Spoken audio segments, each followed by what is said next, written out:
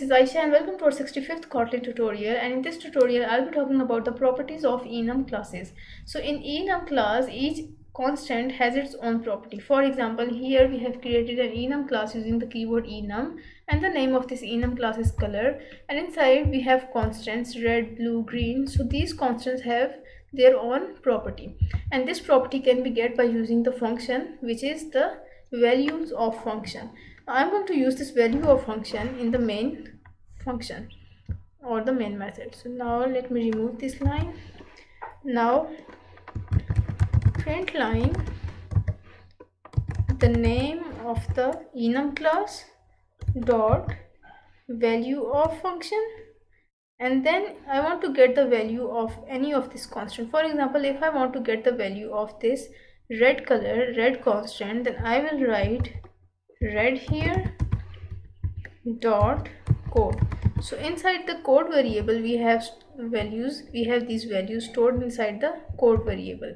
So now what we did, we have an enum class. In enum class, each enum constant has its own property, which can be get by using this value of function.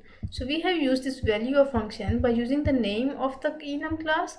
Then we have the value of function with dot annotation, and then inside the parameters we have the constant, we have that constant for which we want to get the value.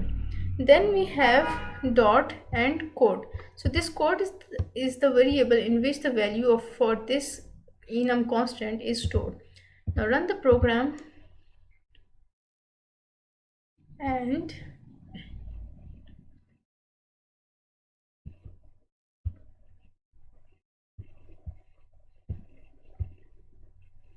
okay, we have an error here which is say no enum constant color dot red. Okay, here we have used this red with capital R, so I have to use this with smaller. Now let's run the program and everything will be fine.